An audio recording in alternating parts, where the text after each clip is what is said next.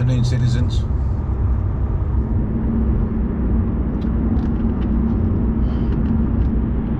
One of the things that I've always been reticent about since I started doing this is mixing my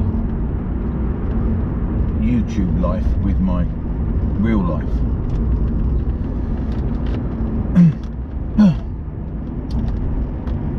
And there's a peculiar reason for that, and it's probably also a peculiarly English reason.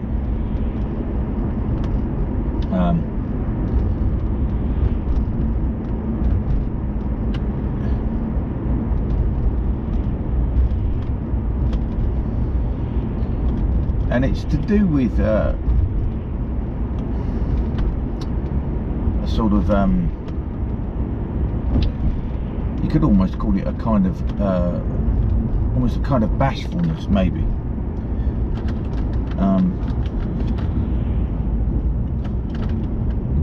But it's more particularly a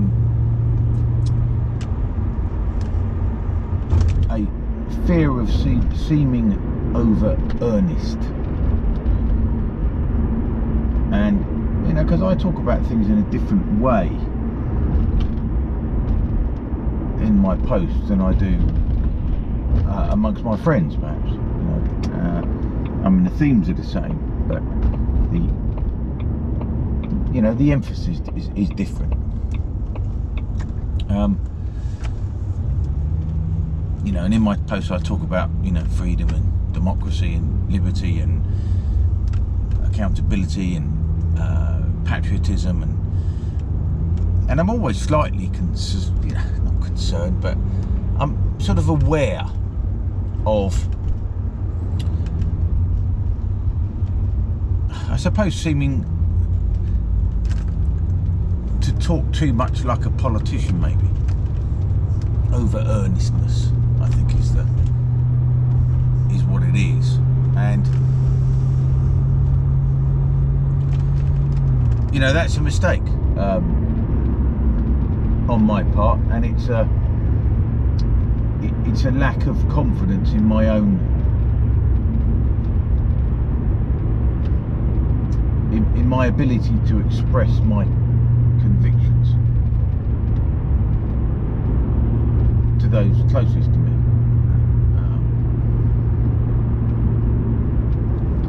And so I always feel as if I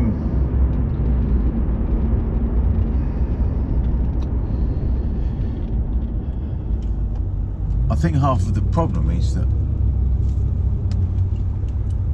you know, I often think of, I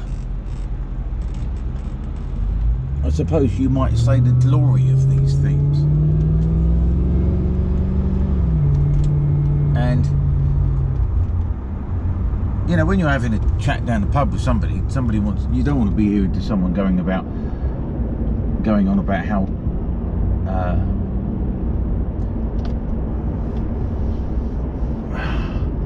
glorious things are. You know, it feels as if slightly if you're a bit on stage in a way, and delivering a speech, a sermon or a lecture.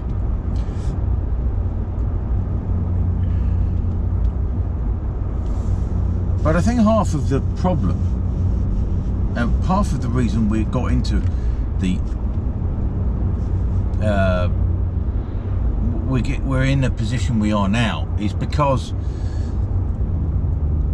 people don't think gloriously. They don't think about these big themes. You know, they think of their work and their family, and you know, and the everyday minutiae of daily life.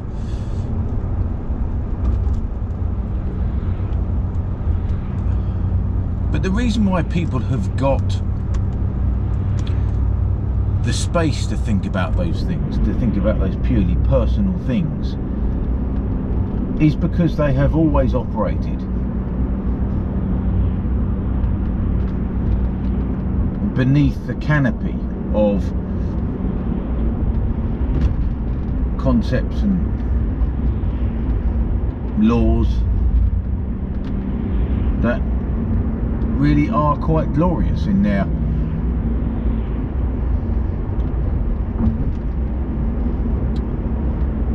foundation.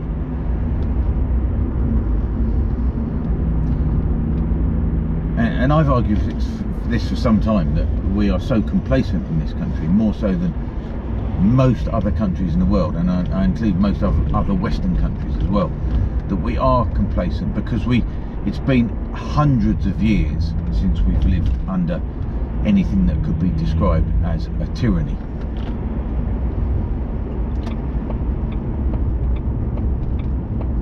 And so people do think that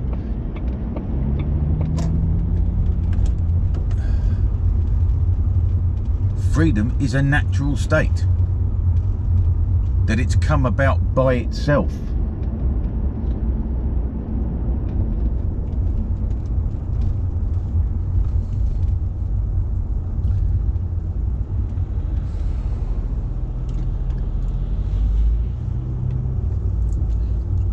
But that isn't the case.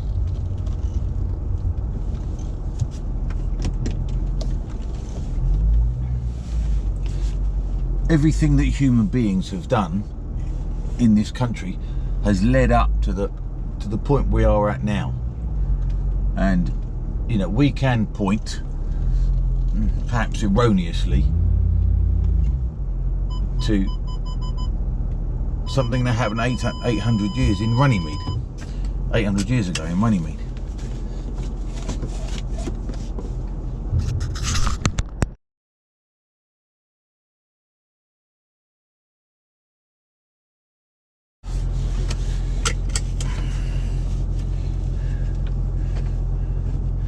But freedom doesn't come about accidentally.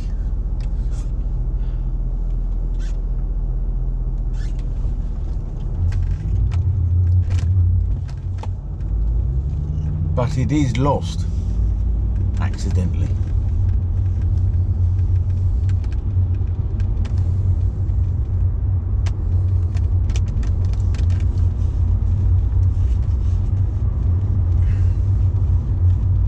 And this is, I feel, what is happening now.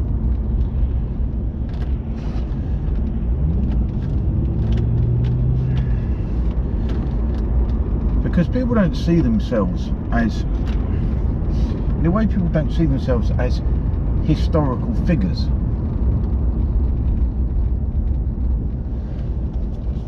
They just see themselves as everyday people with their small, little, insignificant lives.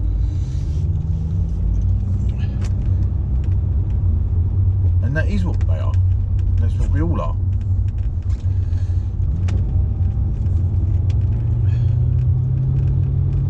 But the reason we've been able to have our self-indulgent, little selfish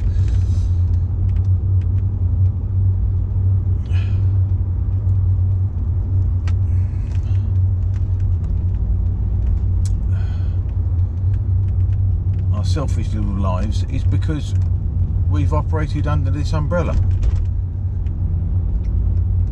This umbrella of freedom that was built for us by others before we were even on the scene. Generations ago, centuries even.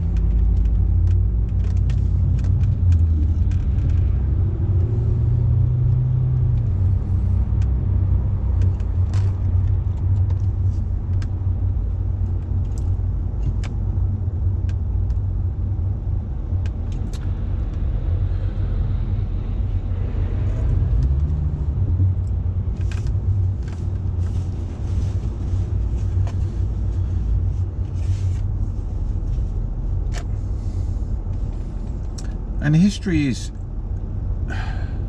you know, we live through history. History isn't the thing that, it's not retrospectively history.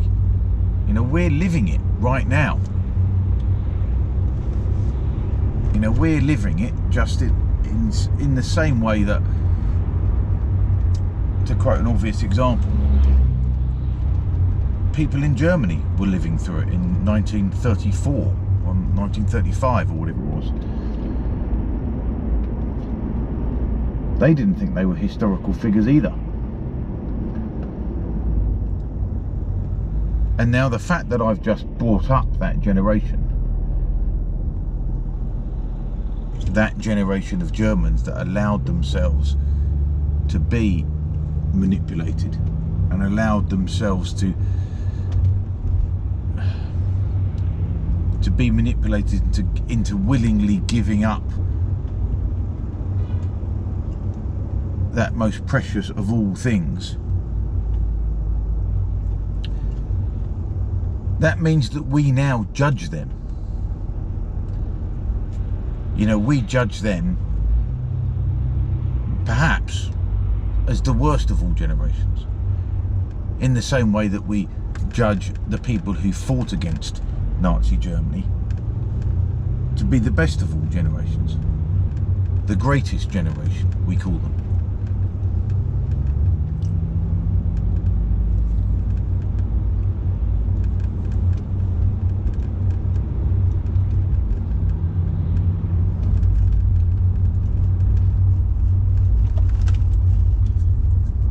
And I find it particularly shameful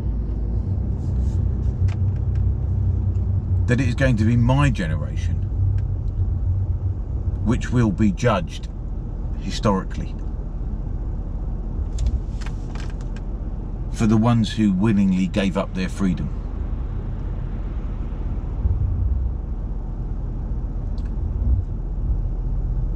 Yeah, when the world does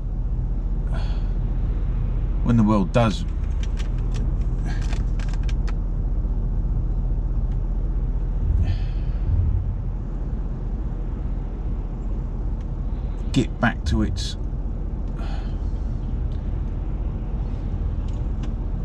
when the world does get back to normal, and one day it will, and all things must pass and all that, and the history books are written, they're going to talk about us. They're going to talk about us as the generation that gave away 800 years of expanding liberty for a virus which has a 99.7% survival rate. They're going to judge us for that.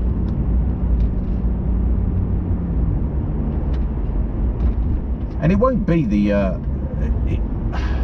I mean, if we're really unlucky, it might not be our children and our grandchildren. It's lucky in a way, unlucky in others. But, you know, if this horror goes on for another 50 years or so, and it probably has the legs to do it, you know, we might be off the hooks somewhat because it won't be our children and grandchildren that judge us.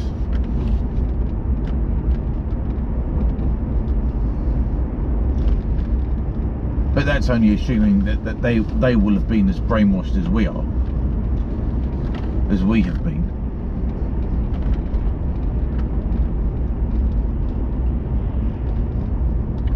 And they may not. They may look at their society and realise how horrific it is, and how it didn't used to be like this, and how come it's turned into this, and what the fuck were you doing when you didn't defend it? If we're really unlucky, it'll be our children telling us that, asking us that, and expecting a bloody answer. Now, I suppose the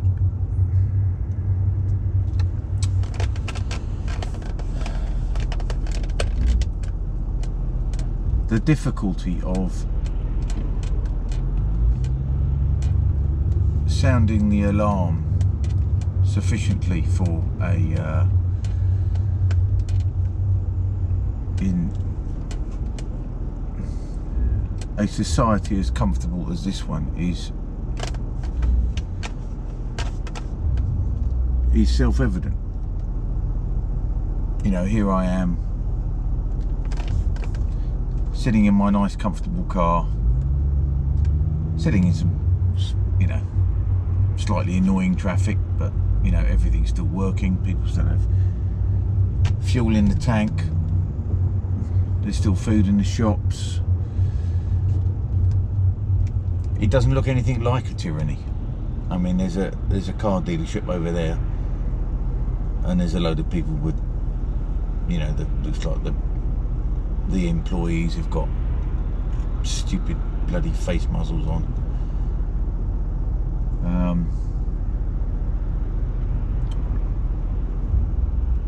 But that's the only evidence that most people will see that there's actually anything wrong.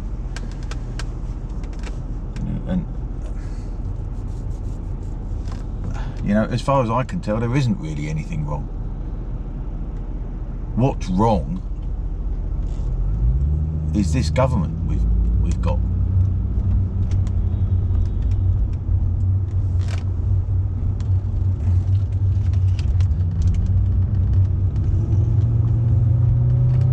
The virus isn't really a biological virus, it's a virus of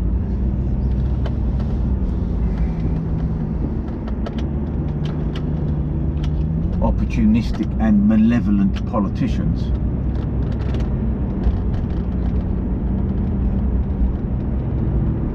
and media and other chunks of society, and a completely oblivious population who have got no idea what's actually going to happen to them.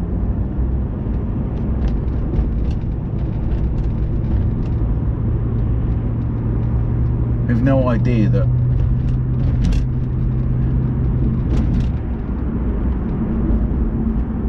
their compliance isn't actually going to free them.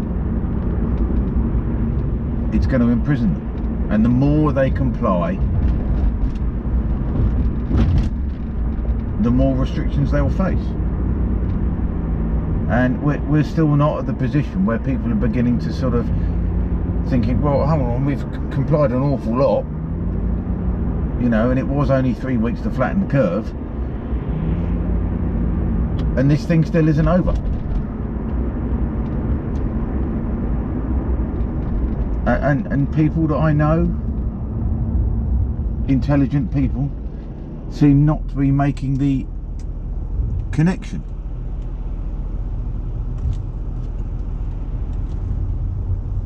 They still think that following the rules is going to help.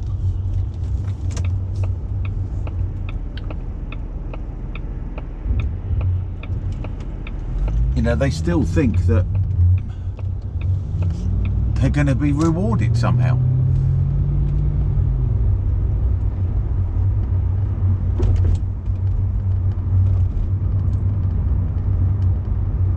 All that compliance does is encourage those people who are issuing the orders.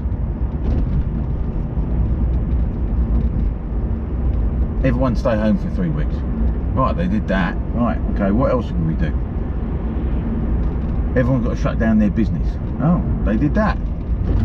Okay, let's see what else they did. Everyone's got to wear a mask. Oh, look, they even did that.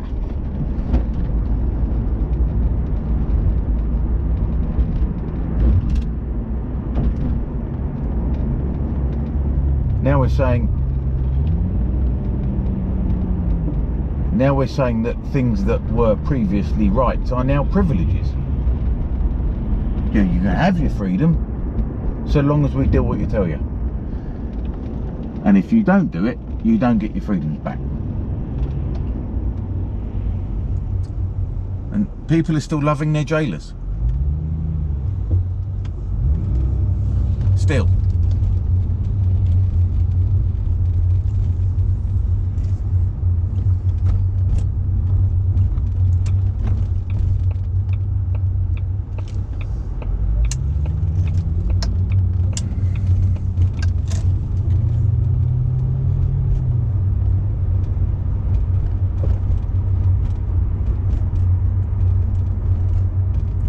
It does appear as if the great majority of people are never going to wake up.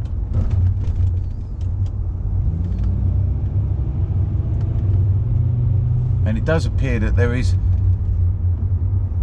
nothing that this government will not do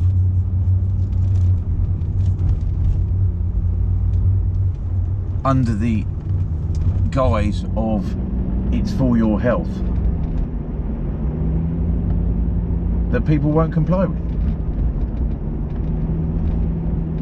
I mean, people are allowing their children to be injected with a brand new cocktail of chemicals.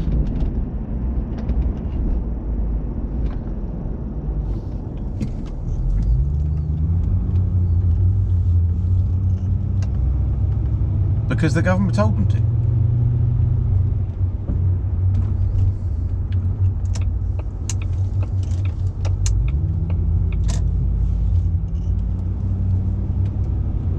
And it's blind trust.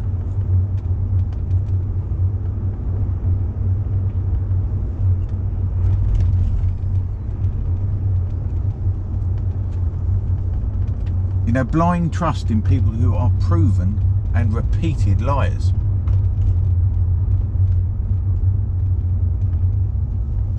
And in this instance, I'm not even talking about the government, I'm talking about the pharmaceutical companies. For some reason, we now believe them to be almost saintly organisations.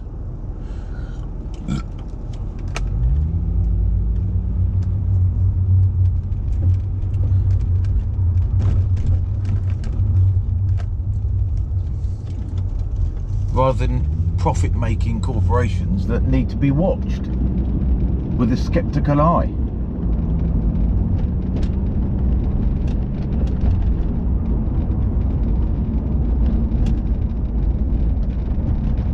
So it's like the guy who said when I was delivering leaflets and came out to find me and offer his support, he said, people have just stopped thinking. And they have, they just stopped thinking.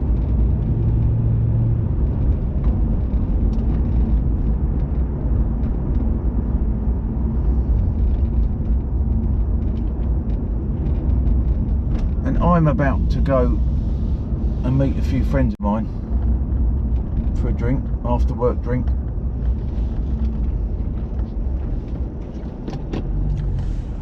And I imagine they're all going to be the same.